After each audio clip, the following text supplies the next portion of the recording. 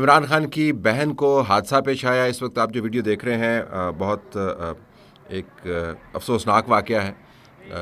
بزرگ خاتون ہیں اور وہ عمران خان سے ملاقات کے لیے جا رہی تھیں، اور جو رپورٹر ہیں ہمارے یاسر حکیم، انہوں نے بتایا کہ پلازا کی طرف جا رہی تھی اکراس دا روڈ.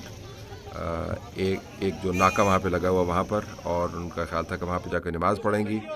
بیچ میں تعمیر کا کام ہو رہا تھا، اور جب ان کو ہاتھ پکڑ کے دوسری طرف سے صدف صاحبہ جو ان کی ایکٹیوسٹ ہیں، انہوں نے ان کو کھینچ کے اپنی طرف لانے کی کوشش کی، تو جس انہوں نے پتھر کے اوپر پاؤں رکھا وہ ٹوٹ گیا اور وہ گر گئیں. ہم یہ امید کرتے ہیں کہ ان کو زیادہ چوٹیں نہیں آئی ہیں. اگر زیادہ چوٹیں آئی ہیں تو اللہ ان کو صحت دے اور جلد از جلد ان کے زخم جو ہیں وہ بھریں.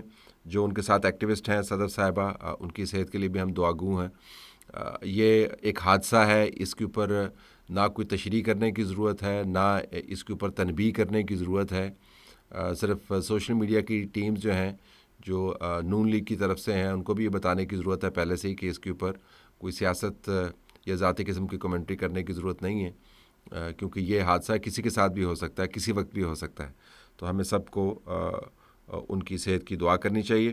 اب جو پاکستان تحریک انصاف کے دوسرے مسائل ہیں ان کے اوپر ہم فوکس کر لیتے ہیں. جو بڑا مسئلہ یہ حادثات کا نہیں ہے، بڑا مسئلہ ان واقعات کا ہے جو پاکستان تحریک انصاف کی قیادت کسی نہ کسی وجہ سے اپنے خلاف بنواتی رہتی. پاکستان تحریک انصاف کے خلاف جو اسٹیبلشمنٹ سے آپ بات کریں تو ہر بریفنگ کے اندر یا بیک گراؤنڈ بریفنگ کے اندر یا ملاقاتوں کے اندر صحافیوں کو جو بتایا جاتا ہے وہ یہ کہ یہ بنیادی طور پر پاکستان کی فوج کے درپے ہیں، اور پاکستان کی فوج کے خلاف انہوں نے عملاً سیاسی ہتھیار اٹھائے ہوئے. اور اندر خان نے 9 مئی کے واقعے کو اگر آپ دیکھیں تو انہوں نے باقاعدہ ریاست کے اندر تہلکہ مچانے کی کوشش کی، فساد مچانے کی کوشش کی، اور فوج کی قیادت کو ڈسرپٹ کرنے کی کوشش کی. اگر آپ 4 لفظوں کے اندر پاکستان تحریک انصاف کے خلاف اسٹیبلشمنٹ کا مقدمہ دیکھیں تو یہ مقدمہ بنتا ہے کہ فوج کی ٹاپ قیادت کو یہ ڈسرپٹ کرتے ہیں، فوج کے خلاف یہ کام کرتے ہیں، زبان سے کام کرتے ہیں، اور جہاں پر ان کا ہاتھ پڑتا ہے ہاتھ سے کام کرتے ہیں. آپ بالکل اس سے اتفاق نہیں کریں، لیکن میں صرف آپ کو ایک سمری بتا رہا ہوں. اس کے خلاف جو پاکستان تحریک انصاف ہے وہ بارہا اس بات کی یقین دہانی کرواتی ہے کہ ایسی کوئی بات نہیں ہے، ہم ہمیشہ فوج کے ساتھ کر رہتے ہیں. پاکستان کے اوپر جب بھی مشکل آتی ہے ہم مشکل میں پاکستان کے تمام اداروں کے ساتھ کھڑے ہوتے ہیں.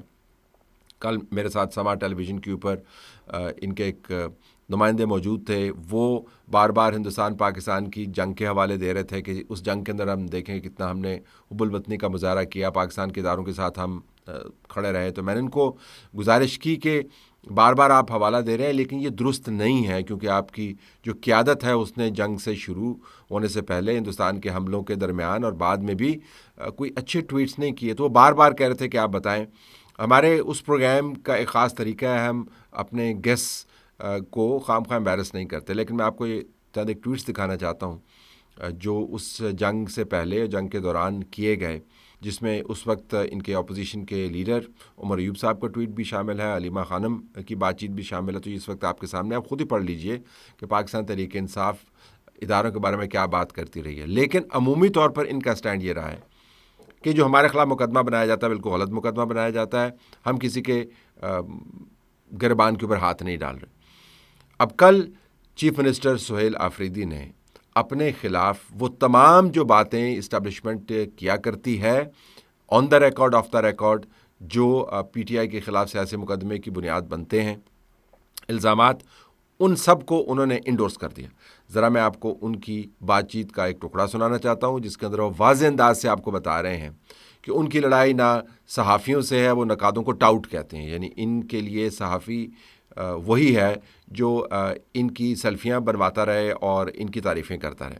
لیکن یہ ہر نوخیز قسم کی جو طاقت کے اندر آنے والے ہوتے ہیں ان کا یہی رویہ رہتا ہے، اور جب بعد میں طاقت سے نکلتے ہیں تو پھر ان کے رویے بدل جاتے ہیں. تو نہ صحافیوں سے لڑائی ہے، نہ فارم 47 والوں سے لڑائی ہے. لڑائی ہماری کس سے ہے؟ اور ساتھ نعرے لگوا رہے ہیں، کمرے کے اندر کھڑے ہو کے سنیے گا ذرا. کچھ ڈاؤٹس جس کا میرے بھائی امجد نے بھی ذکر کیا، یہ کچھ بھی نہیں ہے. ان پر اپنا اسٹیمنا آپ نے جو ہے بالکل صرف ہی نہیں کرنا.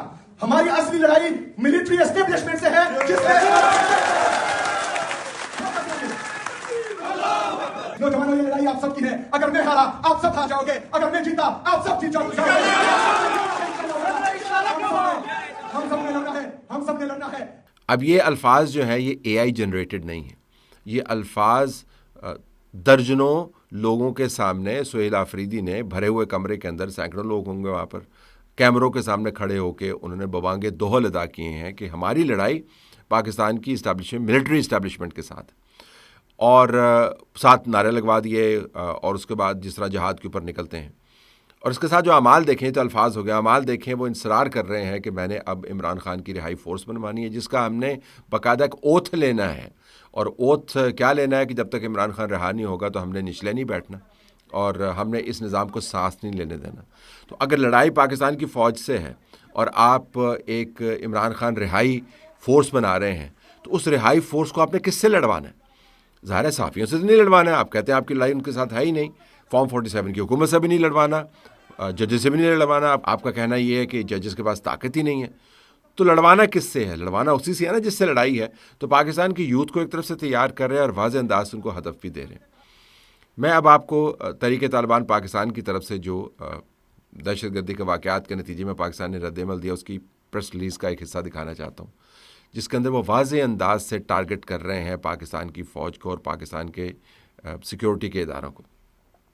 आप तहरीक तालिबान के बयानात उठा के देख लें, आप BLA के बयानात उठा के देख लें, आप नरेंद्र मोदी के बयानात उठा के देख लें, आपको हर तरफ से पाकिस्तान की फ़ौज के ऊपर वैसे ही हमले होते हुए नज़र आएंगे जैसे सुहेल आफरीदी साहब ने कमरे के अंदर खड़े हो गए कैमरों के सामने ये हमला किया। इसके बाद जब पाकिस्तान तहरीक इंसाफ की क़यादत ये कहती है कि हमारे ख़िलाफ़ रियासत का बयानिया दुरुस्त नहीं है, झूठ पर मबनी है, इसके अंदर मुबालगा तो छोड़ें, इसके अंदर सच की एक रत्ती नहीं है, तो वो बात बनती नहीं है। जब आपका अपना चीफ मिनिस्टर लोगों के सामने खड़े होकर वाज़े अंदाज से कहता है कि हमारी लड़ाई पाकिस्तान की मिलिट्री और इस्टेब्लिशमेंट के साथ है, और साथ ही नारे लगवाता है और साथ ही एक फ़ोर्स भी तैयार कर रहा है, तो इशारे बड़े वाज़े हैं।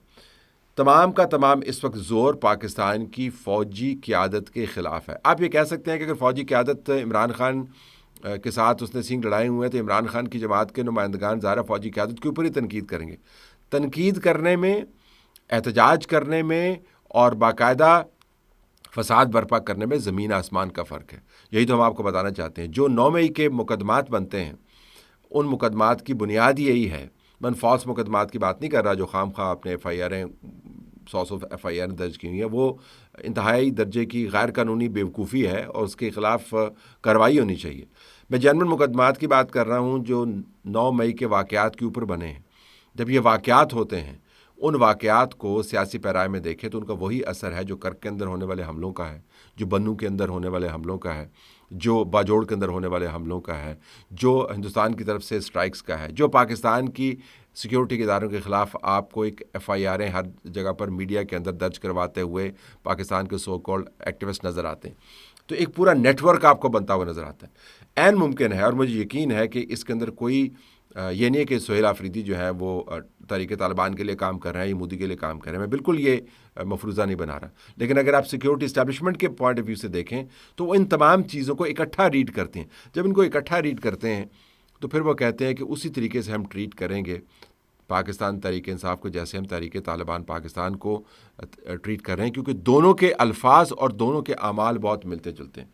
हमें जब ये वीडियो मिली और हमने देखा तो उसके बाद मुख्तलिफ़ ज़राए से हमने बातचीत की तो सिक्योरिटी के एक ज़रिए ने हमें बताया कि सुहेल आफरीदी साहब बुनियादी तौर पर तो अच्छा बच्चा बनने की वो उन्होंने हमें ज़मानत दी हुई है कि वो कोई ऐसा काम नहीं करेंगे जिस काम की वजह से ये सारा निज़ाम तलपट हो जाए, लेकिन उन्होंने पब्लिकली एक पोस्चर रखना है। मेरा मानना यह है कि जब आप पब्लिक पोस्चर ऐसा अपना लेते हैं तो फिर आप अपने अल्फाज के हसार में आप गिरफ़्तार हो जाते हैं, आप अपने अल्फाज के सहर में गिरफ़्तार हो जाते हैं, आप अपने अल्फाज के हाथों मजबूर हो जाते हैं। अब पब्लिकली स्टैंस आपने लिया हुआ है कि मैंने यूथ फोर्स बनानी और इमरान खान की रिहाई करनी।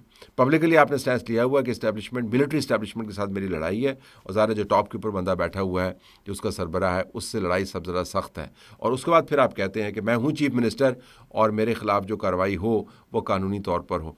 तहरीक तालिबान पाकिस्तान की प्रेस रिलीज़ और सुहेल आफरीदी के अल्फाज के चुनाव के अंदर आपको कोई ज़्यादा फ़र्क नज़र नहीं आएगा। ये बात मैं बार बार दोहराता हूँ।